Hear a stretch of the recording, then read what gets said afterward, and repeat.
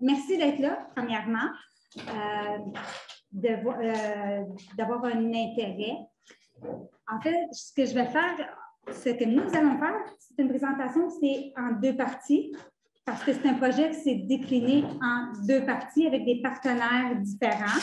Donc, c'est un projet collectif, S'unir pour mieux prévenir, qui est le nom du projet, et le regroupement de plusieurs personnes. On est 3 organismes à présenter aujourd'hui, mais dans le collectif, on a terminé 6, on a commencé 10 au début, mais on est 6 qui est dans le projet. Donc, voilà. D'entrée de jeu, bonjour. D'entrée de jeu, je vais prendre quelques minutes pour présenter l'organisme pour lequel je travaille, qui est Cumulus, organisme communautaire en prévention des toxicomanies, prévention de la consommation de substances psychoactives. Je vais juste mettre un accent sur le mot prévention. On ne travaille pas en abstinence, on ne travaille pas en moralisation. On a plus une approche qui est de redonner le pouvoir aux jeunes face à leur choix. On existe depuis 1995. Dans ma vie, j'ai 2 bulles qui m'ont monté au cerveau. La première, quand j'ai eu l'idée, suite à un milieu qui disait qu'il n'y avait rien qui se passait au niveau de la prévention des dépendances, prévention toxico. Je venais de sortir de mes études, j'avais encore l'idée de changer le monde et je suis arrivée avec un projet que j'ai présenté à l'époque. Je dis bien à l'époque, c'était des CLSC, il n'y avait même pas eu l'arrivée des C3S encore. J'ai présenté ça. La communauté a aimé ce que je présentais et m'ont dit, mais pourquoi tu ne montrais pas un organisme communautaire? Première chose sur laquelle j'ai ma première bulle au cerveau, monter un organisme communautaire. J'en suis très fière de toujours travailler pour cet organisme-là aujourd'hui, mais c'est un enjeu. Et je n'apprends pas de mes expériences. 26 ans plus tard, une deuxième bulle m'a monté au cerveau suite à une annonce ministérielle de pourquoi on ne fait pas de la prévention collectivement, tout le monde ensemble. Donc, c'est un projet qui pouvait sembler complexe, mais qui est merveilleux et qui va venir, qu'on va vous présenter. Ça prenait des partenaires les 2 fois pour me suivre dans ma folie. Donc, il faut croire que je ne suis pas seule, qu'il y a des gens qui embarquent avec moi dans ces folies-là. Donc, ce qui est Cumulus, qui est parti tout petit, avant l'arrivée du projet que je vais vous parler, donc c'était parce que ça a explosé, ça a doublé. Jusqu'à 2020 environ, Cumulus, on intervenait en prévention, intervention auprès des jeunes dans une vingtaine d'écoles secondaires, une trentaine d'écoles primaires.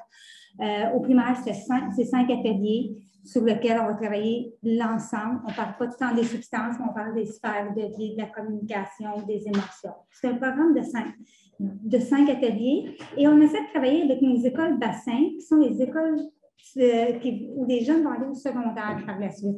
Un des objectifs principaux, c'est de faire connaître l'organisme, faire connaître l'intervenant quand on est capable, quand ça nous permet. C'est le même intervenant qui va être dans l'école secondaire et qui va faire la prévention au primaire. Donc, ce qui permet une belle suite pour l'année suivante. Ce n'est pas souvent possible, cette réalité-là. Donc, souvent, l'organisme est là et il y a des intervenants du secondaire, mais quand les jeunes arrivent en premier secondaire, ils ont déjà entendu parler de Cumulus, ils savent déjà ce qu'on va faire. Donc, grosso modo, on fait en moyenne une trentaine d'écoles primaires. Quand on arrive au secondaire, c'est un atelier par niveau. Puis on a un programme spécifique en adaptation scolaire. C'est un continuum. On ne fonctionne pas à la carte. On ne va pas dire à une école, nous, on veut l'atelier 4e secondaire. Non, parce que cet atelier-là c'est vraiment un continuum. Ces ateliers-là ont un impact en classe, comme tout atelier. Mais la particularité, c'est qu'on ne va pas rester uniquement sur ces ateliers-là. Les intervenants vont faire du réinvestissement, donc des activités sur la place publique, qu'on va plus voir dans la deuxième partie. Puis ensuite, ce qu'on va faire, c'est se faire connaître des jeunes, faire du reaching out, faire du suivi, de l'accompagnement des jeunes. C'est ce qu'on faisait avant l'arrivée du projet dans lequel je vais vous parler. Dans les bureaux de Cumulus, passaient en moyenne 150 à 230 jeunes qu'on avait par année. Certains jeunes qu'on voyait une fois, d'autres qu'on pouvait suivre pendant quelques années. Septembre 2019, le ministre Lionel Carman fait une conférence de presse et annonce que toutes les écoles secondaires au Québec, privés, publics, francophones, anglophones vont bénéficier de prévention des dépendances auprès des jeunes. Et cette prévention-là va se faire par des groupes communautaires. Ouhou! Vous n'avez aucune idée de comment je fête chez moi. Je suis vraiment contente de voir ça. Et là, là, je me dis, hey, c'est nice. Et il y a un financement qui vient avec ça. Donc, on va consolider les actions qu'on fait. Ça, c'est la partie première fête. Ouf! Puis nous, c'est à Montréal. Il y en a des écoles à Montréal. Il y en a une trollée. Et j'ai oublié de partir de mon téléphone. Oui. Il y en a vraiment une trollée d'écoles secondaires. Donc, comment on va faire pour travailler avec ces écoles-là? L'important, c'est la mobilité des jeunes. Les jeunes se déplacent. Là, je là, OK. Donc, est-ce qu'on peut se retrouver avec différentes approches, différentes choses qui vont se faire à Montréal ou dans une région, parce qu'il s'est passé la même chose dans toutes les régions du Québec. Là, c'est comment on va fonctionner. D'où, là, ma deuxième bulle qui arrive à mon cerveau, je décide de consulter le conseil d'administration. Puis là, j'appelle le président, puis j'ai dit, ce financement-là, c'est nice, mais on va faire ça en gang. Et mon président, juste vous dit, en gang? Oui, on va faire ça en gang. On ne va pas faire ça tout seul. Si on veut une réelle prévention, si on veut un réel impact chez les jeunes, il faut que les organismes communautaires, mes partenaires, je leur dis souvent, arrêtez de garder des chasses gardées pour vous, partagez, travaillez conjointement ensemble. Donc, d'où l'idée, qui travaille avec les jeunes? Là, je parle dans mon bureau, qui travaille avec les jeunes? Et idéalement, je veux collaborer avec des organismes enracinés dans la communauté. Je veux des organismes que les jeunes connaissent, à qui font confiance et tout. Et là, je pars ma liste. Et le dénominateur commun, ce sont des organismes qui ont des travailleurs de rue. Parce que les travailleurs de rue souvent tournent autour de l'école, mais n'ont pas nécessairement un accès dans l'école, mais pour plusieurs sont crédibles dans l'école. Puis on a une approche qui peut se ressembler au niveau de la réduction des méfaits. Nous sommes en gestion expérientielle. On peut utiliser la réduction des méfaits, mais on peut utiliser plein d'autres approches qu'on va utiliser, qu'on va pouvoir avoir avec les jeunes. Donc là, je fais en réduction des méfaits. Et là, je passe mon téléphone et je me mets à appeler des organismes en travail de rue et je les appelle les uns après les autres. Soyons honnêtes, là, je n'ai appelé 3. Les 3 premiers que j'ai appelés m'ont dit, ils m'ont dit, c'est bien cool, ma Claude, mais passe par parc de rue. Il faut que tu appelles Robert. Robert est là. J'ai compris après. T'étais quoi, Robert? Le délégué régional des organismes en travail de rue de Montréal. C'est ça. Fait qu'il était là. Fait que là, j'ai compris que c'était lui qu'il fallait que je charme, que je fasse des petites confitures maison pour qu'il ait envie d'embarquer. Hey, elle les oublie. Donc, dans ce projet-là, qu'on arrive dans la réflexion, la plupart des organismes ont dit c'est cool ça, mais je n'ai pas de programme de prévention. C'est pas grave, moi je l'ai. OK, tu vas me le vendre? Non, je ne vais pas vous le vendre, je vais vous le donner. Hein? OK. Puis on était déjà dans un processus de validation de notre programme avec l'Université de Sherbrooke. Donc, tu vas nous le donner? Oui, je vais vous le donner. OK. Je n'ai pas le temps de rédiger. C'est pas grave. Je rédige pour Cumulus. Je vais devoir déjà le faire. Donc, on va juste regarder quelles actions que tu peux faire, que je vais ajouter. Et là, ça n'a pas été long. La question était, c'est quoi ton avantage? Tu ne fais pas ça pour rien. Tu sais, faire rien pour rien arriver. Mon avantage, c'est que je crois fondamentalement à la prévention auprès des jeunes. Je crois que la prévention est un réel travail, une réelle profession, que ce n'est pas un programme qu'on fait sur le coin d'une table dans l'espace d'une demi-heure puis qu'on peut diffuser. Donc, ça prend des adaptations. Fait que, mon avantage, c'est que les jeunes reçoivent des vrais services dans lesquels on va leur donner et on va leur offrir un programme adapté à eux. Je n'avais pas la science infuse, mais depuis 1995 qu'on faisait ça, qu'on était collé avec la recherche, qu'on était collé, qu'on essayait de s'adapter et tout. Donc, je me disais, c'est pas le meilleur programme, mais il y a des parties de ce programme-là qui vont répondre très bien aux besoins des jeunes. Donc, les gens font OK. Donc, on s'est rassemblés. Là, tout le monde est arrivé. On a approché au début 10 organismes. Il y en a qui n'ont jamais répondu. Après 2 relances, la 3e relance, j'ai testé, tu ne me réponds pas là. Quand ça va être le temps de faire la reddition des comptes, ça va être quoi? clic poubelle. On a fait ça avec certains. Il y a deux autres, il y a un organisme qui a dit c'est vraiment, vraiment intéressant, mais moi, du gros financement qui vient de la santé publique, ça ne m'intéresse pas et c'est quelque chose que je vais respecter, l'autonomie des dépôts. Il y a un organisme qui a décidé de se joindre et à la dernière minute, dans sa planification stratégique, il décidait de ne plus aller vers les jeunes. Ils se sont retirés. Et un dernier, tout simplement, dans l'acceptation du projet, ça avait été, leur partie à eux, les écoles n'ont pas été acceptées dans le dépôt, donc ils ont été retirés. Donc, on a fini à 6. Mais au début, quand c'est divisé le territoire, on n'a pas fait comme les colons, arriver en Afrique, puis se diviser l'Afrique, là, toi, tu as telle partie, telle partie, telle partie. Ça n'a pas été ça. C'était chacun, c'est quoi ton territoire autour de toi? Et tes travailleurs de rue travaillent avec quelle école? Fait que là, on s'est mis à regarder une carte comme ça. Là, dans l'organisme, dans le collectif, il y a Pacte de rue, il y a Plein Milieu, il y a Dopamine, il y a Rap Jeunesse et il y a l'organisme TRIP. Si vous connaissez ces organismes-là, vous savez qu'ils croient fondamentalement à l'action communautaire autonome. Donc, là, tout ça, c'était un peu là. Il faut qu'on s'entende, il faut qu'on soit capable de parler. Si on est pour travailler ensemble, il faut d'abord discuter, échanger. C'est quoi nos pratiques? Est-ce qu'on travaille tous de la même façon? Est-ce qu'on a toutes la même vision? Est-ce qu'on utilise toutes la même approche? Ça allait. Et là, il y a eu les discussions qui sont embarquées. Qu'est-ce que chacun d'entre nous a fait? Où est-ce qu'il est notre terrain de jeu? Comment on est dans le sable? Qu'est-ce qu'on ne fait pas? Et le gros de la discussion, qu'est-ce qu'on ne veut pas faire? Là, vers où on ne veut pas se rendre. Et là, collectivement, tout le monde disait, ce qu'on ne veut pas, on est bien prêt à travailler dans les écoles. On est bien prêt à donner des ateliers, à faire du travail de corridor, faire du travail de milieu à l'intérieur de l'école. Ça, il n'y en a pas de problème. Tout le monde s'entendait, nous ne serons pas des polices auprès des jeunes. Hors de question qu'on aille chercher des noms de jeunes, puis qu'on snitch des jeunes. Ça, c'était clair, tu sais. Fait que tout le monde, on s'est entendu là-dessus, puis on a eu quand même quelques rencontres pour s'entendre. Parce que ensemble, on va plus vite, en gang, on va plus loin. Et là, on faisait émerger l'intelligence collective au profit d'un même sujet et des jeunes. Donc, il fallait vraiment qu'on ait ce travail-là, qui était tout le défrichage du début, qu'on a commencé à se rencontrer.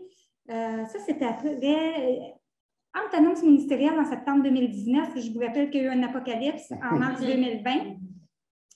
Donc, ça a stabilisé. On a relancé pendant quand même un petit peu les téléphones. On a commencé au mois d'août et le dépôt de projet était en mars suivant seulement. Donc, vous pouvez imaginer qu'on a eu quand même plusieurs rencontres pour pouvoir s'entendre entre nous.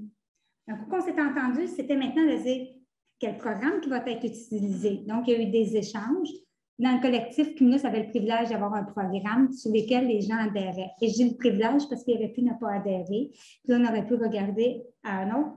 Mais dans l'ensemble, ça répondait, pas parfaitement, mais ça répondait à des besoins. Il y a eu le dépôt du projet à la santé publique. On a déposé au début pour 88 écoles. On en a eu 55 qui ont été acceptées. Le secteur anglophone, les écoles qu'on n'a pas eues, ce sont les écoles du secteur anglophone, que c'est un autre organisme qui est là. Puis personne n'a été froissé, personne n'a fait « Ah non, je pense que l'important, c'était qu'on travaille collectivement ensemble ». Et là, bien, dans le dépôt du financement, imaginez le milieu communautaire, on peut très, très bien travailler ensemble, mais on peut aussi se tirer un peu la couverture des fois au niveau du financement. Donc, nous sommes allés sur un concept de financement juste et non un financement équitable. Parce qu'il y a de quoi de plus instable qu'un financement équitable, donc ça devient compliqué. Donc, juste dans tout ça, dans ce qu'on va vous présenter, c'est qu'il y a des journées présence dans les écoles et le financement était calculé une journée présence, qui veut dire, mettons que c'est un mardi, et tous les mardis de l'année, voici le financement qui est accordé. Donc, dès qu'on se retirait, par exemple, pas qu'on se retirait, qu'on calculait, tel organisme représente 15 journées par semaine, a le financement pour 15, 2 journées, 20 journées. Ça a été comme ça. Et je vais laisser la parole à Robert parce que dans l'organisme, dans le collectif, il y a différents types d'organismes. Certains avec des programmes, d'autres sans programme. Puis je vais vous revenir après. Bon, j'ai mis mon minuteur, mais lui, il y a même des centièmes de seconde. Là. Fait que je ne suis pas un sprinter. Bonjour, mon nom c'est Robert Perry. Je suis maintenant à la retraite depuis 4 mois. Sorti de la retraite pour venir accompagner Marie-Claude et Lynn aujourd'hui pour faire un petit peu le bilan des 2 dernières années. Okay, parce que c'est un projet qui m'a tenu beaucoup à cœur, puis je vais vous expliquer pourquoi ça m'a tenu à cœur. Pas seulement ce projet-là, mais aussi l'articulation du projet en soi, en quoi ça m'interpellait comme directeur d'une boîte en travail de rue. Moi, je suis dans le domaine du travail de rue depuis 1986, comme travailleur de rue au camp, au centre-ville, travaillé en prostitution juvénile à l'époque. J'ai fait ça pendant 10 ans. Puis, à un moment donné, je me suis dit, j'ai des enfants, il faut que je rentre à la maison. Fait que je suis devenu, par la suite, directeur d'une boîte en travail de rue, qui est Pâques de rue, qui était située à l'époque dans les quartiers Villeray et Petite-Patrie. Puis, tranquillement, bon, comme toutes les boîtes communautaires, bon, tu meurs ou bien tu t'accrois, OK, tu développes un réseau, on t'appelle aussi pour être présent dans ton quartier, parce qu'on entend parler de vous autres. Ah, c'est le fun ce que vous faites. Fait que voilà, donc, tranquillement, Pâques de rue, maintenant, est présent sur 8 quartiers montréalais. En travail de rue, c'est sa mission principale, autant auprès des jeunes que des personnes en situation d'itinérance, personnes en situation de dépendance. Donc, toute population en rupture sociale. Et même, ça a pris de l'expansion au cours des 2 dernières années parce qu'on a tout sacré contre le COVID, mais le COVID a triplé les budgets de Pâques de rue. C'est fou furieux. Fait que, bon, c'est un virus qui a été négatif, mais aussi positif parce que ça nous a permis d'être reconnus comme un service essentiel dans la communauté par le gouvernement. Fait que ma première question, c'est pourquoi le travail en collectif? Hein? Parce qu'à matin, on était là, on parlait du partenariat, tout ça. Puis, moi, j'y crois énormément du travail en collectif parce que en 2006, donc ça fait un bout de temps de ça, en 2006, le ministère de la Sécurité publique propose une subvention en prévention des gangs de rue et de la délinquance chez les jeunes. Puis, je regarde ça, puis je me dis, hey, pourquoi je ferais une demande tout seul dans mon coin? Fait que je suis allé voir mes partenaires de plein milieu, de Rap Jeunesse, du TRAC à Montréal, puis d'un organisme de Montréal-Nord. Je dis, on va faire une demande en collectif. Un peu comme Marie-Claude a fait il y a 3 ans. Puis, donc, on a déposé, on a mis un budget d'évaluation même dans le projet. Puis, le ministère a trouvé ça super intéressant comme projet parce que c'était le seul projet de ce type-là.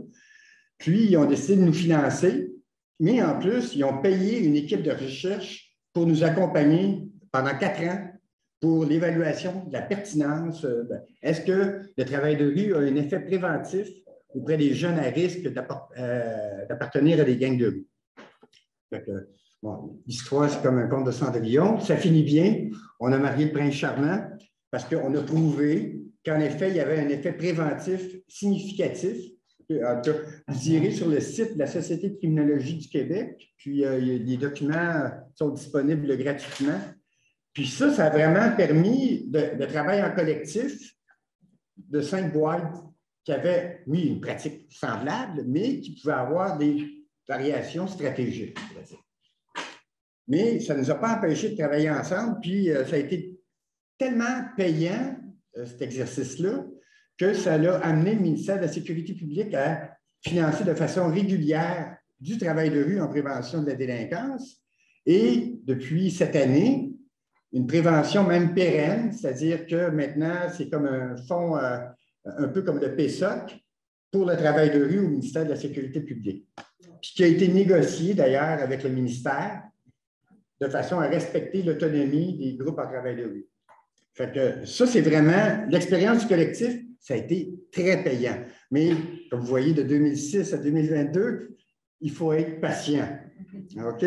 Donc, ça a pris du temps avant d'arriver à ça, mais on s'en est sorti à bon compte. Fait que quand on me dit pourquoi être collectif, moi je dis parce qu'il le faut. Parce que chacun, dans nos petites boîtes, on est tout petit. Peut-être qu'on va réaliser quelque chose de grand, mais à plusieurs, on peut aller encore plus loin, comme dit le fameux proverbe. Et ça, c'est un peu comme le proverbe, c'est le village qui s'occupe de l'enfant. Tu sais, il y a des proverbes de même, on est écœuré de les entendre, mais bon, en même temps, c'est pas faux. Hein? Derrière le proverbe, il y a une certaine réalité. Fait que, donc, tout ça, donc, le travail en collectif autour de la délinquance à ce moment-là, mais qui dit délinquance dit aussi vente de stupéfiants, consommation, parce que derrière la délinquance, il y a aussi de la drogue. Hein? Il ne faut pas l'oublier. Fait que je vais revenir maintenant plus au travail de rue pour vous expliquer en quoi le travail de rue puis le travail avec les milieux scolaires est important. Parce que dès les années 70, à Montréal, à Longueuil en particulier d'ailleurs, il y a un projet qui s'appelait Corridor. Okay? Pas Corridor, parce que ça a été Drapeau qui avait démoli l'exposition Corridor, les artistes un peu marginaux. Il y avait Corridor, puis ça, c'était du travail de milieu initié par des groupes communautaires. Puis ça a été, bon, c'était super le fun, mais ce qui est arrivé dans les années 70, je ne sais pas si vous le savez, ça a été la mise en place de tout l'appareil socio-sanitaire au Québec, la création des CLSC et tout le Bataclan. Fait que tout le monde qui avait travaillé en travail de rue et en travail de milieu, bien, ils sont allés travailler dans le réseau. Fait que, il a fallu tout recommencer, puis le travail de rue s'est mis en place tranquillement dans les années 80, surtout autour de ben moi, j'étais au PIAM, donc c'était la prostitution juvénile, mais beaucoup de groupes, à la fin des années 80, c'était autour de la prévention de la toxicomanie. Maintenant, on dit prévention de dépendance. Puis, prévention aussi des MTS, qui sont devenus des ITSS. Hein, le langage évolue. Puis, là, tranquillement, à la fin des années 80, la plupart des structures de travail de rue sont mises en place au Québec, entre 88 et 92 en particulier. Les milieux, 192. Pacte de rue, 191. Le TRAC, ça avait commencé avant. Donc, il y a eu d'autres boîtes qui sont fondées par la suite, mais le gros des organisations se sont établies entre 88 et 92 approximativement. Cactus, Spectre de rue, un paquet d'organismes. Puis, tout ce monde-là, ben, ils sont associés à un moment donné ensemble pour créer une association de travailleurs de rue, qui est la TRUC, que plusieurs peut-être d'entre vous connaissez, qui a été là pour baliser la pratique, baliser l'éthique du travail de rue, pour pas qu'on en fasse n'importe quoi, pour que ça se passe dans un respect de l'approche volontaire, de la confidentialité avec la population desservie. Ça, c'est la naissance de la TRUC. Je vous amène tout de suite donc à qu'est-ce que l'école vient faire là-dedans. OK? C'est que historiquement, donc je le disais, il y a tout le temps eu un lien entre le milieu scolaire et le milieu du travail de rue parce que ces jeunes-là, quand ils sortent de l'école, bien, ils sont dans le parc à côté de l'école. Ils sont dans le stationnement, ils sont dans le Tim Hortons, pas loin de McDo. OK? Donc, puis l'école est consciente, pas toutes les écoles, mais hélas, mais la majorité des écoles sont conscientes qu'ils ne peuvent pas répondre à tout, que dès que l'élève sort de l'école, ben, ils n'ont plus tellement de pouvoir sur la situation. Donc, la plupart des équipes de travail de rue, il y en a même qui ont carrément commencé en milieu scolaire, mais il y en a d'autres qui ont développé des liens avec le réseau scolaire parce qu'on allait répondre à des besoins, le lien école-communauté, que ces jeunes-là puissent avoir du soutien, avoir accès à des actes de prévention adaptés à leur réalité. Ça, c'était très important. On va prendre une gorgée de Perrier. Donc, la caméra m'a filmé. Puis, tranquillement, ça s'est mis en place, puis ça a pris toutes sortes de formes, cette collaboration-là. Moi, chez nous, à Pâques de rue, j'ai trouvé ça primordial de travailler beaucoup avec le milieu scolaire.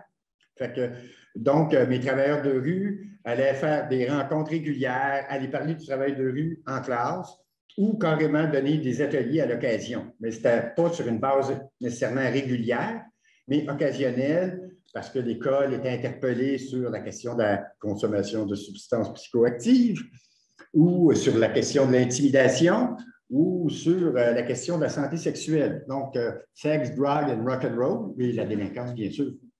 OK? Fait que, puis, nécessairement, ce n'est pas nécessairement des enseignants qui peuvent assumer cette tâche-là, parce qu'ils ont autre chose aussi à faire, ils ont de la pédagogie à faire. Donc, puis c'est beau dans un cours de mathématiques de parler de l'atteinte du plateau pendant la relation sexuelle, mais il y a un calcul mathématique qui peut se faire. Là.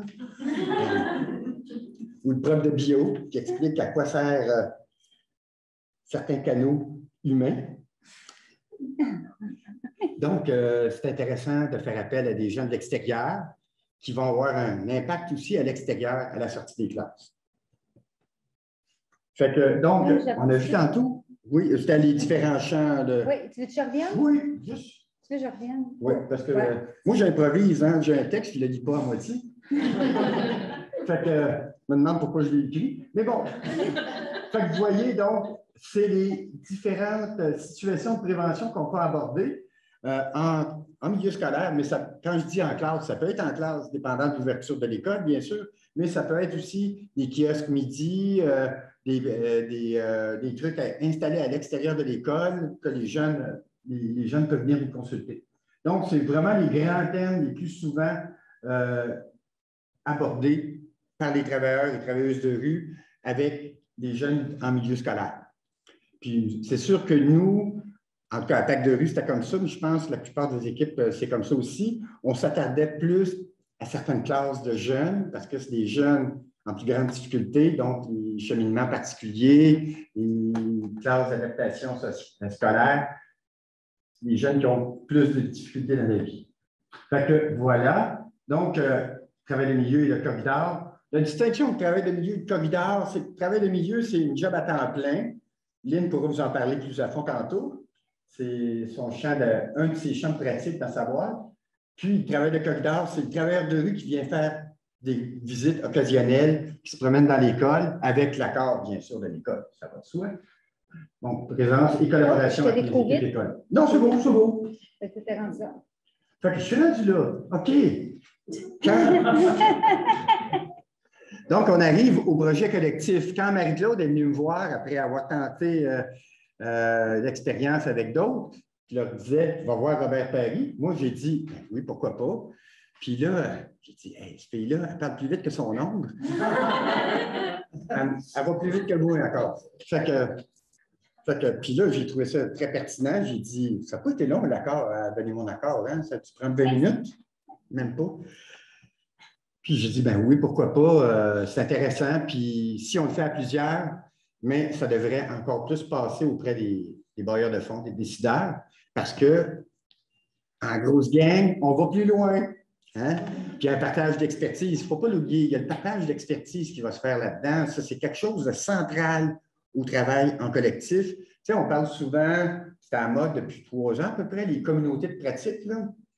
Mais ça n'est une communauté de pratique, okay? Mais qui est décidée par la base, par les gens sur la base.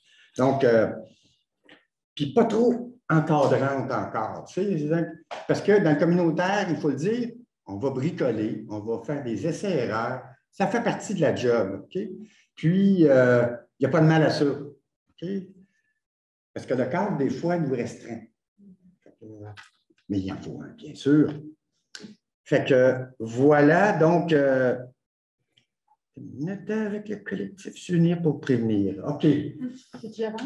Non, ça va aller, ça va aller.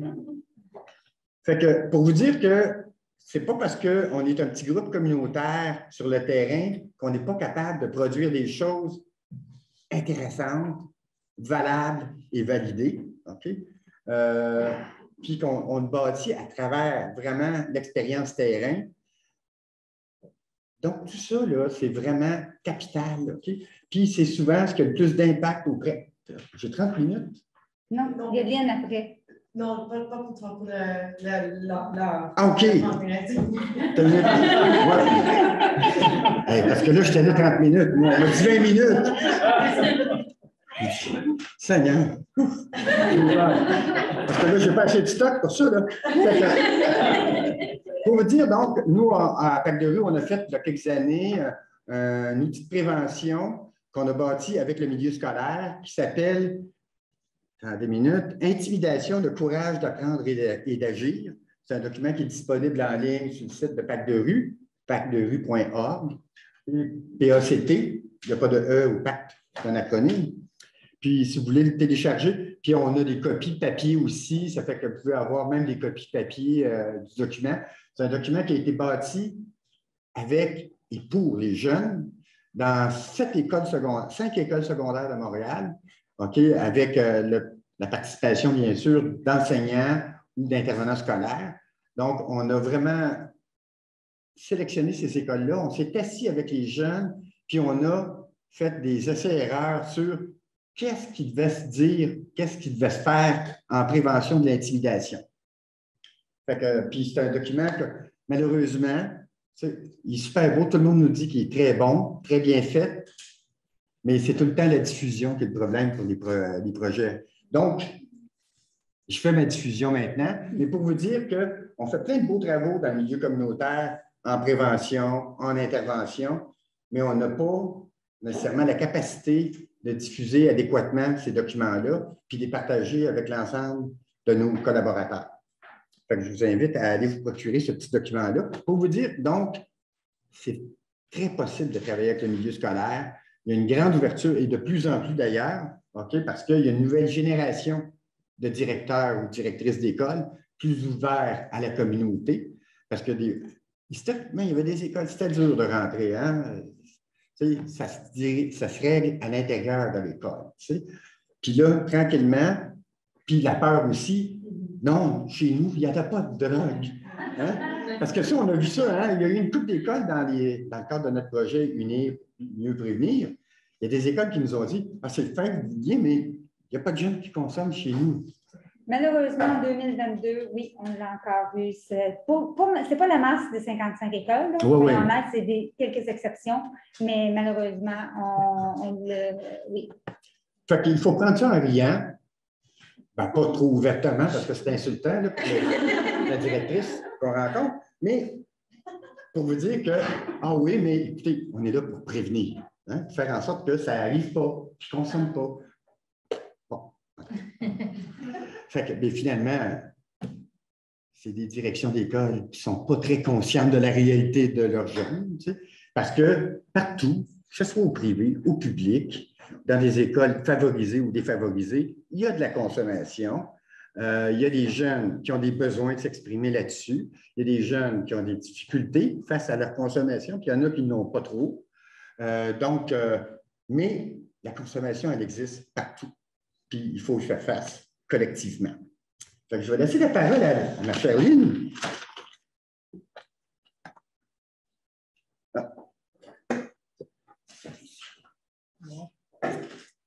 Eh bien, bon après-midi tout le monde.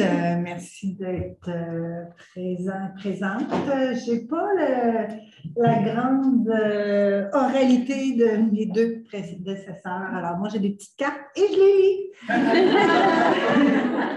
Je vais quand même essayer d'être un petit peu plus dynamique.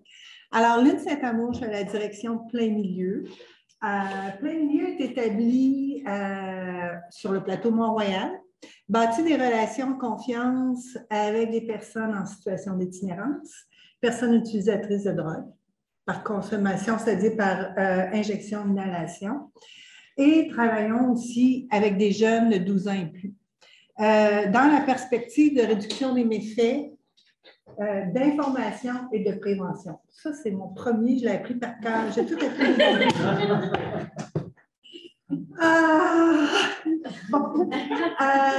Plein Milieu a quand même plusieurs programmes. On a un programme de travail de rue qui a différents volets. Un volet travail de rue auprès des personnes utilisatrices de drogue, auprès des personnes itinérantes. Et vraiment, dernièrement, nous sommes situés sur le plateau, si vous connaissez un peu la localité, auprès des personnes autochtones, des Premières Nations, métisses.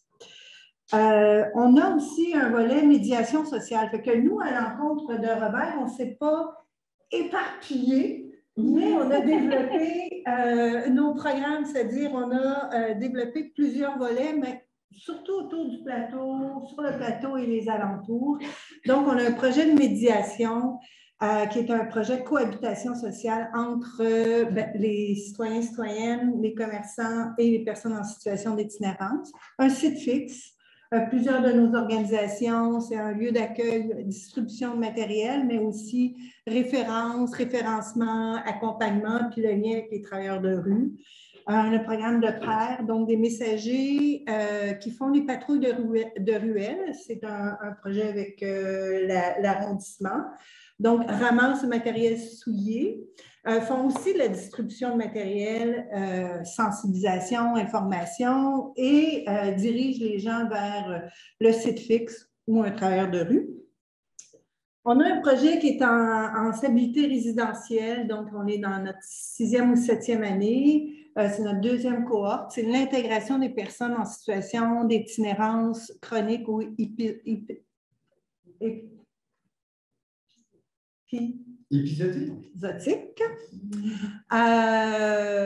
avec un soutien au niveau de l'intervention,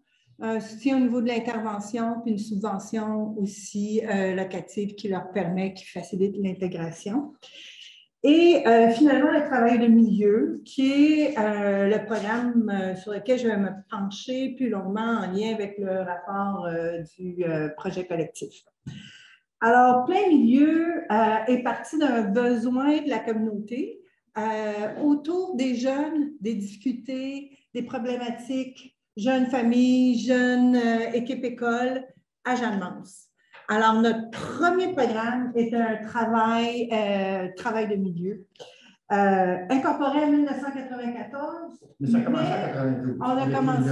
Oui, lui était là. Moi, je n'étais pas là, il était là. Mais oui, on a commencé comme les balbutiements des organisations. Hein, on part avec des besoins de la communauté, puis après ça, on se dit, on va s'incorporer. Donc, 30 ans à soutenir les jeunes dans le milieu scolaire. On est maintenant dans 4 écoles et on touche des problématiques, c'est-à-dire que nos activités sont des ateliers, des kiosques d'information. On fait aussi des activités sportives, culturelles. Alors, différentes actions qui amènent l'intervenant de milieu à développer un lien avec les jeunes. Mais il faut souligner que notre pratique principale, c'est vraiment l'intervention, l'accompagnement, les suivis individuels qui caractérisent le travail de milieu. Les thématiques, mais on les a vues un peu plus tôt, c'est les mêmes thématiques que le travail de rue, c'est-à-dire on travaille sur la santé, le bien-être, santé sexuelle, décrochage scolaire, réussite scolaire, violence, intimidation. Donc, ce sont des thématiques qui touchent finalement les jeunes, peu importe si on les voit en travail de milieu ou en travail de rue. Et une autre caractéristique principale, on l'a nommé un peu tantôt, mais les travailleurs de milieu sont dans les écoles. Alors, moi, j'ai une équipe complète que je vois seulement aux 6 semaines. Ils sont 35 heures dans les écoles. Ils ont développé des liens avec l'équipe école, avec les directeurs, les professeurs. C'est facile de prendre un rendez-vous. C'est quand on donne nos ateliers. Le jeune va au secrétariat, signe un petit papier, vient voir l'intervenante à l'intérieur de dans ses locaux. Alors, tout ça, au travers de ces années-là, on a développé donc des relations, des collaborations étroites avec l'équipe école et aussi autour des organisations, tables de concertation jeunesse et l'institutionnel. On travaille beaucoup, on a des jeunes qui sont en plus grande difficulté que d'autres, donc avec protection de la jeunesse, prévention, la DPJ, Département de protection de la jeunesse, et aussi avec les patrouilleurs de la SPVM. On est près d'un métro, donc il y a beaucoup d'actions qui se passent autour d'un métro et on met un filet de sécurité à ce niveau-là. Le travail de milieu, il fait partie du travail avec une approche de prévention, réduction des méfaits. Au travers des années, on a développé rapidement le travail de rue. Et avec le travail de rue, travailler plus avec des adultes et des jeunes désaffiliés, mais en développant une expertise en ITSS et au niveau de la toxicomanie, donc auprès des personnes consommatrices de drogue. Ce qu'il faut dire, c'est que notre équipe de travail de rue et notre équipe de travail de milieu voient leurs pratiques tout à fait différentes. Travail de milieu avec des gens qui ne sont pas encore des affiliés, des gens qui sont encore sous la tutelle de leurs parents et plus jeunes. Mais une expertise qui a été transférée entre l'équipe de travail de rue et ses connaissances au niveau de la dépendance et de la consommation vers notre équipe de travail de milieu. Je pourrais dire que le cadre dans lequel se déploie le travail est un programme éducation à la sexualité sur lequel on travaille depuis, je pourrais dire, une dizaine d'années, mais qui s'est vraiment développé comme un programme complet, intervention, accompagnement de secondaire 1 à secondaire 5. Surtout à la demande dernièrement du ministère par rapport à d'amener dans les écoles les différents sujets. Si on parle d'identité sexuelle, on parle de relations, le consentement qui est un sujet important. Et à l'intérieur de ce programme-là, on avait aussi des ateliers prévention toxico, secondaire 2, secondaire 4, parce qu'on peut parler de relations sexuelles, de parties, de drogue, il y a des trucs qui se croisent. Donc, le jeune n'est pas nécessairement en secteur, puis lorsqu'on le voit, plusieurs des éléments qui touchent et la prévention des dépendances et l'éducation à la sexualité sont mélangés ou en tout cas sont vécus par le jeune. Alors, j'arrive à pourquoi s'impliquer dans un collectif? Je suis correcte? C'est très correct. Je regarde presque pas mes cartes, vous avez vu. C'était pratiqué. Oh, beaucoup!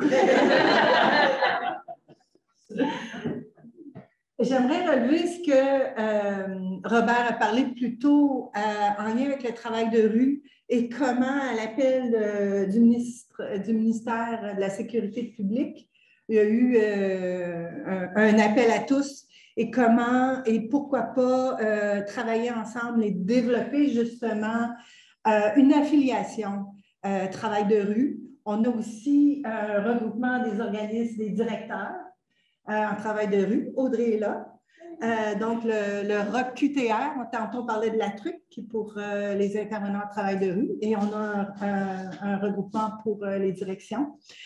Et le travail de milieu, lui, ben, je suis contente d'apprendre un petit peu l'histoire parce qu'il a comme été délaissé. On a travaillé le travail de rue, donc pour nous, au sein plein milieu, il n'y a pas nécessairement d'affiliation, il n'y a pas de regroupement, il n'y a pas de pratique de travail de milieu. Même parfois, on mélange travail de milieu, travail de rue, c'est un peu de travail de rue, mais c'est dans les écoles, c'est pareil.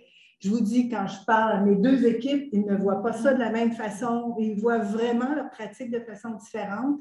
Mais on n'a pas eu cette chance où on est allé chercher plusieurs organisations. C'est une pratique qui est portée par quelques organisations, mais qui est en tout cas pour nous, là, on le vit au sein de la communauté, puis à l'extérieur, il faut toujours expliquer c'est quoi le travail de milieu, puis comment il se différencie du travail de rue, quel type de jeunes avec lesquels on travaille, quelle est notre approche, notre éthique. Donc, c'est une pratique qui, je pourrais dire, qui n'est pas connue et pas reconnue dans son essence même, c'est-à-dire de se retrouver auprès des jeunes 35 heures semaine, présents, ce qui amène une grande accessibilité et une grande disponibilité. Et ce, pendant plusieurs années. C'est une équipe qui est assez stable, qui reste dans les écoles pendant plusieurs années. Alors, pourquoi s'impliquer dans un collectif? Tu me devances. Oui, mais je t'ai devancé, mais il me reste 15 minutes de période de questions. Oh oui, OK, mais j'arrive. Ça va. Alors,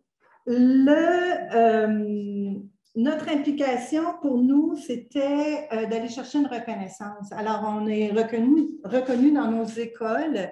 Les écoles, les directions, l'équipe école apprécie ce qu'on fait, comprend le travail de milieu.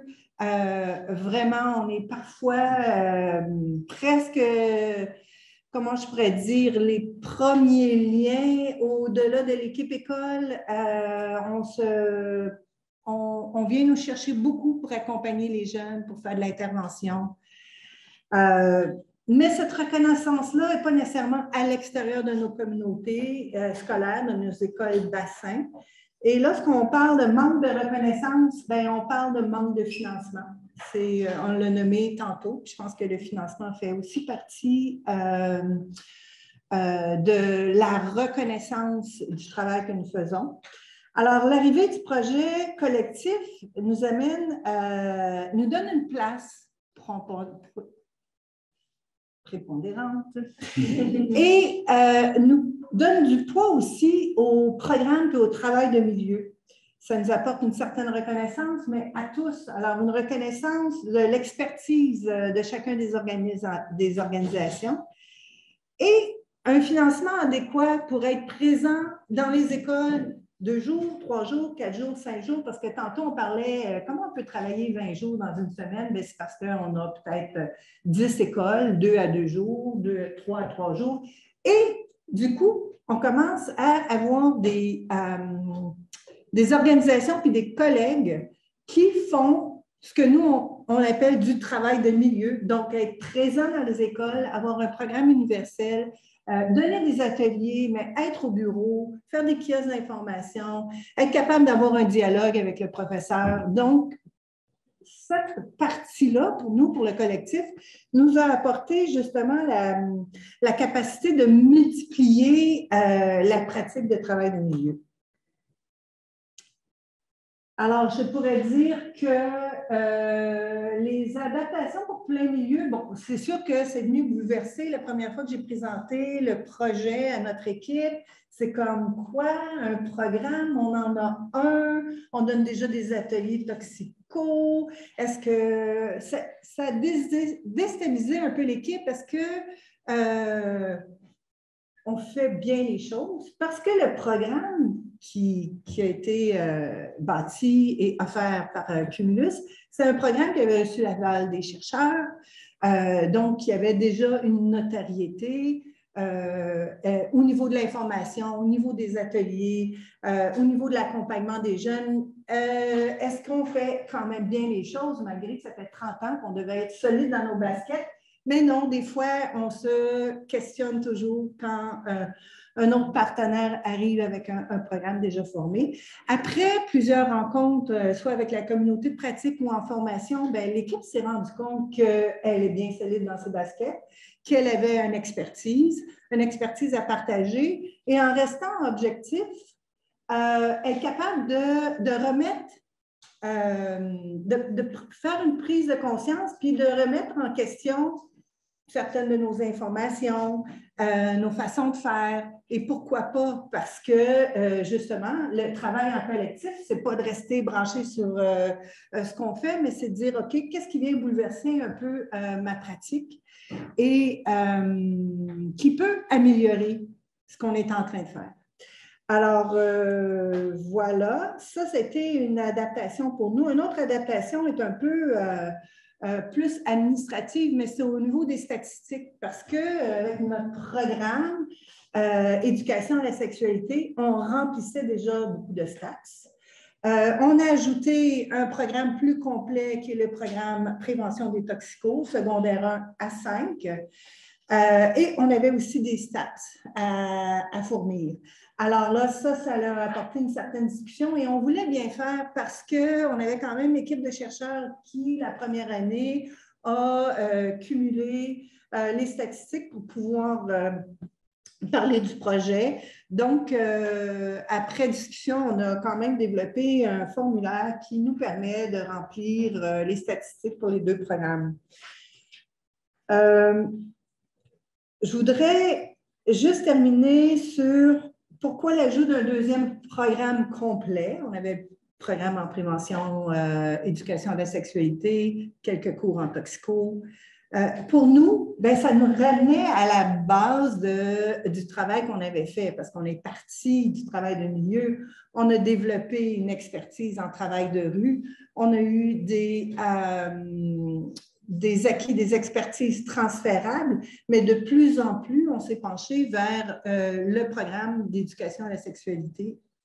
Et le deuxième programme nous donne la chance donc de faire prévention des dépendances secondaires 1 à 5 et nous ramène un peu à la genèse de plein milieu. Est-ce que j'ai tout fini? Donc, ben, voilà, on a parlé tantôt aussi de reconnaissance. Puis je pense que ça, c'est un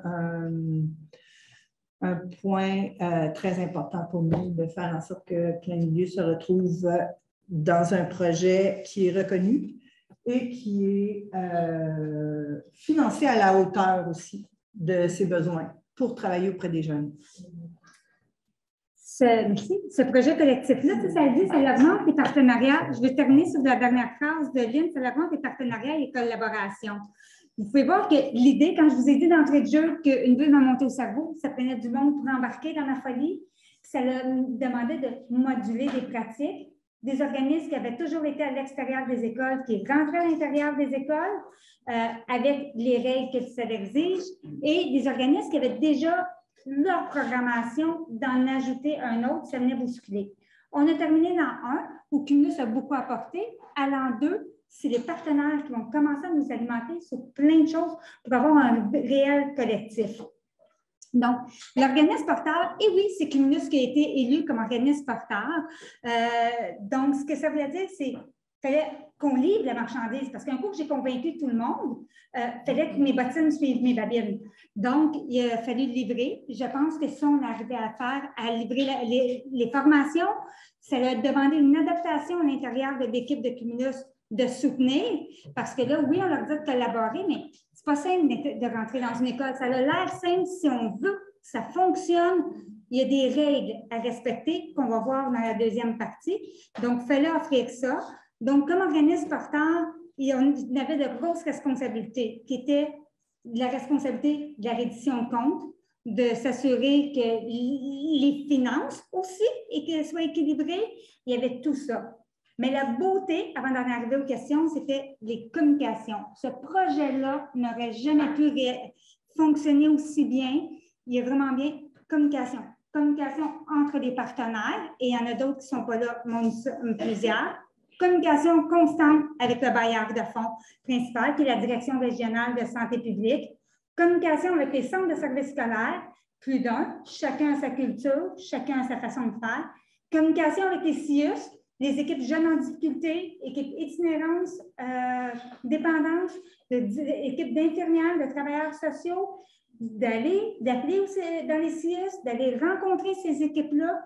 La communication, elle est en tout temps, c'est que ça, finalement, ma job, parler, puis j'aime ça, ça va bien. puis communiquer avec les chercheurs aussi. Donc, beaucoup de rencontres, beaucoup de comités. Quand on galvaude, quand on chip ça en disant c'est pas important, c'est là où ça fonctionne pas bien. C'est important d'avoir toutes ces rencontres-là. Donc, questions. Il reste quelques minutes, je pense, madame, pour les questions. Oui, 6 minutes. 6 minutes. On peut prendre les questions. On est là pour ça. Et vous prenez les questions en ligne ou je les gère? Il y a seulement 2, mais c'est le même message pour le son, mais ça marche. Ah, OK, c'est réglé. Bon, est-ce que vous avez des questions?